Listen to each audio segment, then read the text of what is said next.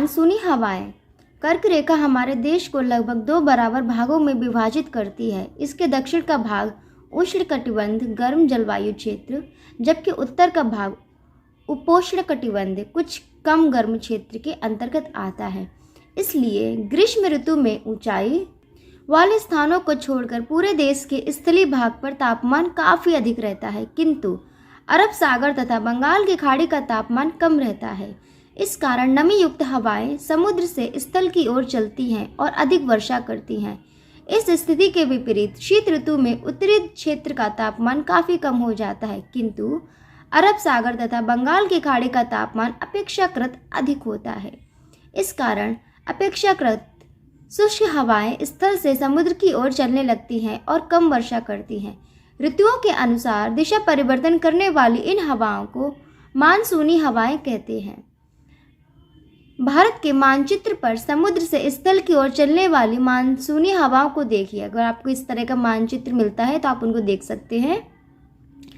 इन्हें दक्षिण पश्चिमी मानसून या ग्रीष्मकालीन मानसून कहते हैं। स्थल से समुद्र की ओर चलने वाली मानसूनी हवाओं को मानचित्र पर देखिए। इन्हें उत्तर पूर्वी मानसून या शीतकालीन मानसून कहते हैं। वर्षा। कभी हम सुनते हैं कि इस वर्ष दिल्ली में अधिक वर्षा, राजस्थान में कम वर्षा हुई, तो कभी सुनते हैं कि मुंबई में घनघोर वर्षा, चेन्नई में हल्की वर्षा हुई। ऐसा क्यों होता है, आइए समझें। हमारे देश में वर्षा का वितरण असमान है। दक्षिण भारत में पश्चिमी और पूर्वी तट से आंतरिक भागों की ओर वर्षा की मात्रा धीरे धीरे घटती जाती है। उत्तरी भारत से पूर्व से पश्चिम की ओर वर्षा की मात्रा कम होती जाती है, क्योंकि वर्षा ऋतु में अरब सागर और बंगाल की खाड़ी से उठने वाले बादल पहले तटों पर पहुंचते हैं। ये अधिक जल वाष्प से भरे होते हैं और इनसे घनघोर वर्षा होती है। इन बादलों को लेकर हवाएं जब भारत के आंतरिक भागों में पहुंचती हैं तो उनसे कम वर्षा होती है। राजस्थान राज्य तक पहुंचते पहुंचते इन बादलों में बहुत कम जल वाष्प बचती है, इसलिए यह प्रदेश लगभग सूखा रह जाता है। भारत के उत्तर पूर्वी राज्य तीन ओर से पहाड़ों से घिरे हैं। इस कारण जल वाष्प युक्त बादल यहाँ से आगे नहीं बढ़ पाते और पूरी तरह से स्वयं को जल वाष्प से खाली कर देते हैं। इससे भारत के उत्तरी पूर्वी राज्यों में अधिक वर्षा होती है। वर्षा मापी यंत्र बनाइए। ये है वर्षा मापी यंत्र। एक बोतल, एक कीप, एक रबर बैंड, एक स्केल और एक साइकिल की तीली लीजिए। कीप के ऊपर का घेरा बोतल की पेंदी के बराबर हो। ये जो बोतल की पेंदी है इसके बराबर ही कीप का ऊपर का हिस्सा है। यह ना तो छोटा हो ना बड़ा, मतलब बराबर साइज का ही होना चाहिए, छोटा या बड़ा बिल्कुल नहीं होना चाहिए। कीप को बोतल के ऊपर रखकर उसे रबर बैंड से कसकर बांध दीजिए। अब आपका वर्षा मापी यंत्र तैयार हो गया, जैसे चित्र में दिखाया गया है। ऊपर रखकर उसको रबर बैंड से हमने बांध दिया। विश्व में सबसे अधिक वर्षा भारत के मेघालय राज्य के मौसिनराम नामक स्थान पर होती है।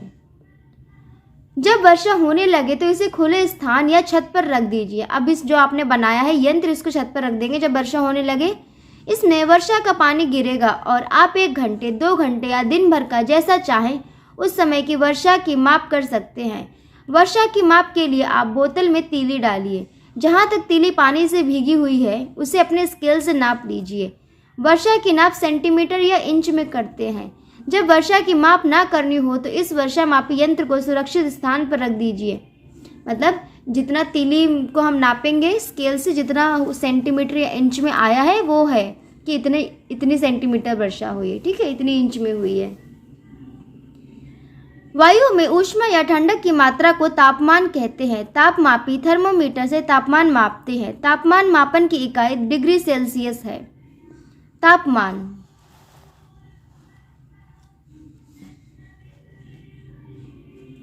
उत्तर भारत में सामान्यतः शीत ऋतु नवंबर माह के मध्य से आरंभ होती है। यहाँ हम जनवरी और फरवरी महीनों में सबसे अधिक ठंड का अनुभव करते हैं। इस समय उत्तर भारत के अधिकांश भागों में दिन का औसत तापमान 21 डिग्री सेल्सियस से कम रहता है और रात का तापमान उससे भी कम हो जाता है। शीत ऋतु में उत्तर भारत में अधिक ठंड पड़ने का मुख्य कारण इस क्षेत्र की हिमालय पर्वत से निकटता और समुद्र से दूरी है। प्रायद्वीपीय भारत में भूमध्य रेखा और समुद्र की निकटता के कारण शीत ऋतु का अधिक प्रभाव नहीं होता है। यह भी समझें, अपने देश में 4 माह के अतिरिक्त हमें गर्म या उमस भरे दिनों का सामना करना पड़ता है। ऐसी मौसमी दशाओं में जीवाणु एवं विषाणु खूब पनपते हैं, जो विभिन्न बीमारियों का कारण बनते हैं। इनसे बचने के लिए हमें अपने आसपास के स्थान व जल को स्वच्छ रखना चाहिए। आइए विचार करें, भूमध्य रेखा और समुद्र की निकटता प्रायद्वीपीय भारत में सबसे अधिक ठंड क्यों नहीं पड़ने देती है? उत्तर भारत में सामान्यतः ग्रीष्म ऋतु मार्च माह के मध्य से आरंभ होती है। यहाँ हम अप्रैल से जून माह के बीच अधिक गर्मी का अनुभव करते हैं। इस समय भारत के अधिकांश भागों में तापमान अधिक रहता है। मई माह में भारत के उत्तर पश्चिमी भागों का तापमान 48 डिग्री सेल्सियस तक पहुंच जाता है। दक्षिण भारत में ग्रीष्म ऋतु समुद्र से निकटता के कारण उत्तर भारत जैसी प्रखर नहीं होती है। सोचिए, समुद्र की निकटता दक्षिण भारत में अधिक गर्मी क्यों नहीं पड़ने देती है?